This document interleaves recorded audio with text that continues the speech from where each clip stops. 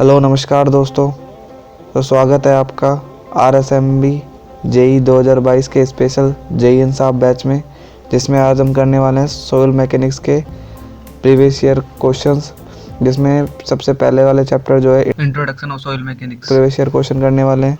तो यहाँ पर सबसे पहला क्वेश्चन जो आ जाता है वो है the term soil mechanics was coined by, यानी कि सोइल मैकेनिक्स जो टर्म है वो सबसे पहले किसने यूज में ली थी।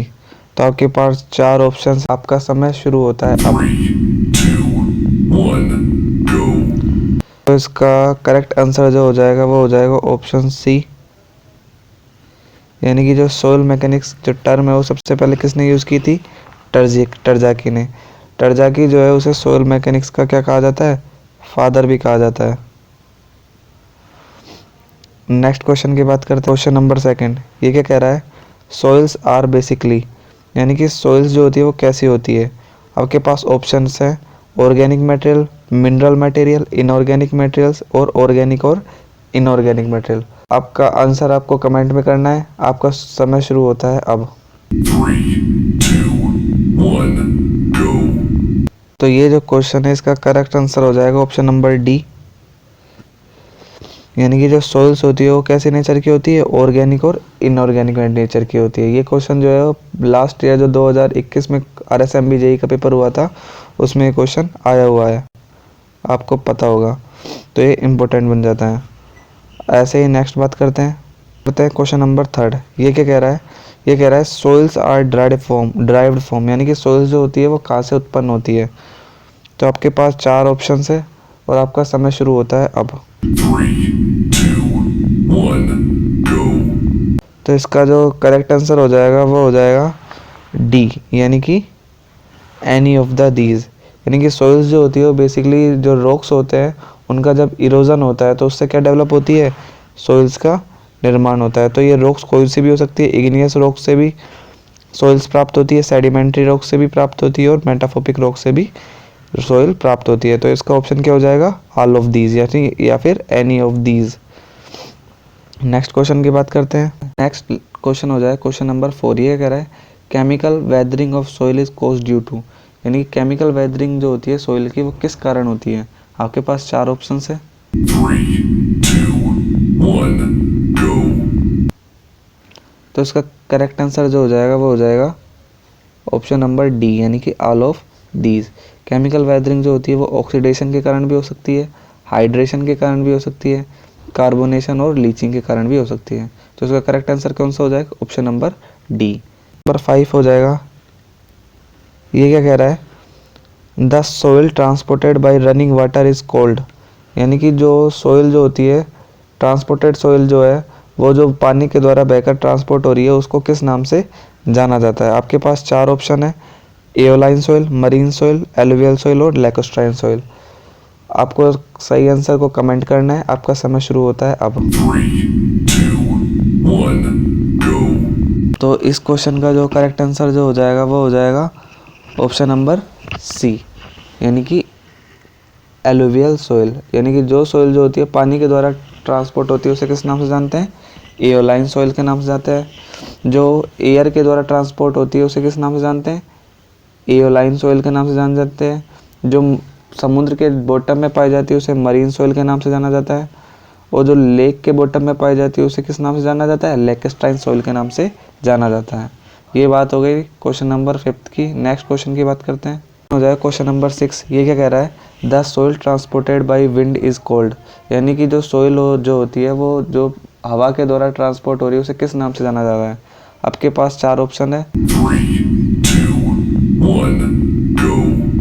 तो इसका करेक्ट आंसर जो हो जाएगा वो क्या हो जाएगा, ऑप्शन नंबर ए, यानी कि एओलाइन सोइल, यानी कि जो सोइल हवा के द्वारा ट्रांसपोर्ट हो रही है उसे सिंपली किस नाम से जाना जाता है, एओलाइन सोइल के नाम से जाना जाता है। ये क्वेश्चन नंबर 6 हो गया। नेक्स्ट बात करते हैं क्वेश्चन नंबर 7। ये क्या कह रहा है, the soil deposit at the bottom of lake is called as, soil जो लेक के बॉटम में पाई जाती है उसे किस नाम से जाना जाता है। 3, 2, 1, go। तो इसका करेक्ट आंसर हो जाएगा ऑप्शन नंबर डी, यानी कि सोइल जो लेक के बॉटम में पाई जाती है उसे किस नाम से जाना जाता है, लैकोस्ट्राइन सोइल के नाम से जाना जाता है। क्वेश्चन कह रहा है, क्वेश्चन नंबर 8, ये क्या कह रहा है, which of the following type of soil is transported by gravitational force. यानी कि आपको 4 प्रकार की सॉइल्स दी गई है, इनमें से कौन सी सॉइल्स जो होती है वो ग्रेविटेशनल फोर्स के कारण ट्रांसपोर्ट होती है। 3, 2, 1, go. करेक्ट आंसर हो जाएगा ऑप्शन नंबर बी, यानी कि तालुस। तालुस सॉइल जो होती है इसे ग्रेविटेशनल सॉइल के नाम से भी जाना जाता है। ये जो सॉइल होती है वो पहाड़ या फिर चट्टान जो होती है उसके नीचे ग्रेविटेशनल एक्शन के कारण जो होती है स्टोर होती है, इसलिए इसे किस नाम से जाना जाता है, ग्रेविटेशनल सॉइल के नाम से भी जाना जाता है। नेक्स्ट बात करते हैं, नेक्स्ट क्वेश्चन नंबर 9, ये क्या कह रहा है, loess is the clay formed by the action of. यानी कि जो लूज सॉइल होती है वो किस एक्शन के कारण बनती है, यानी कि किसके कारण उनका निर्माण होता है। तो आपके पास 4 ऑप्शन है, विंड, वाटर, ग्लेशियल या फिर ग्रेविटेशनल फोर्स। आपको सही आंसर का कमेंट करना है। 3, 2, 1, go. तो इसका जो करेक्ट आंसर हो जाएगा वो हो जाएगा ऑप्शन नंबर ए, यानी कि जो लूज सॉइल होती है वो मेनली विंड के द्वारा प्राप्त होती है। जो लूज सॉइल होती है वो कमज़ोर रूप से CaCO3 यानी कैल्शियम कार्बोनेट या फिर मोरोलाइट के द्वारा बंधी होती है, यानी कि कमज़ोर रूप से बंधी होती है, जिस कारण इसको ट्रांसपोर्ट किससे कर दिया जाता है, विंड के द्वारा इनका ट्रांसपोर्ट कर दिया जाता है।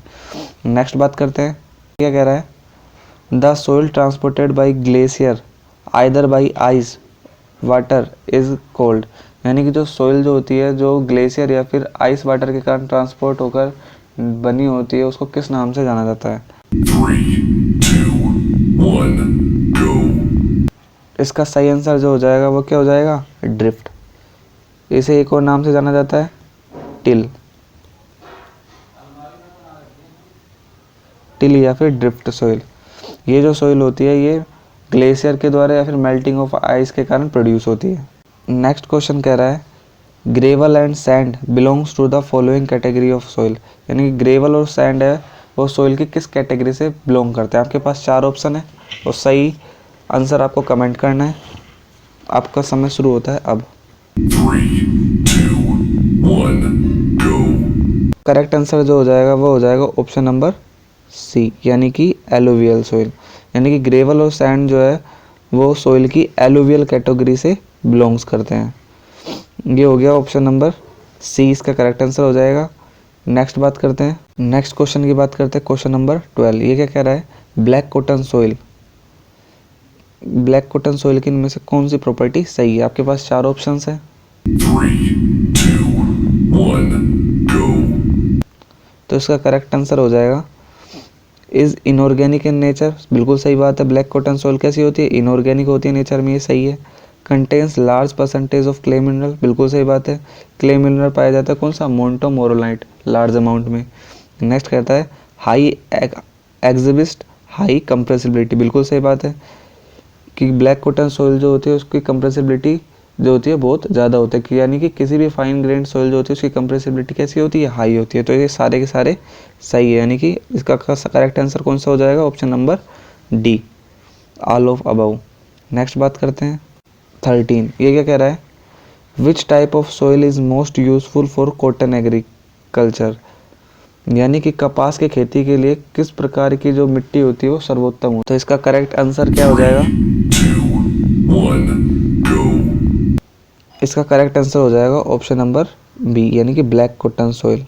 ब्लैक कॉटन सोइल जो होती है उसका यूज़ किसके लिए किया जाता है, कपास की खेती के लिए किया जाता है। ये जो होती है सोइल ये बहुत ज़्यादा श्रिंकेज करती है और बहुत ज़्यादा स्वेलिंग करती है, इसलिए इसका यूज़ जनरली स्ट्रक्चर बनाने के लिए नहीं किया जाता है।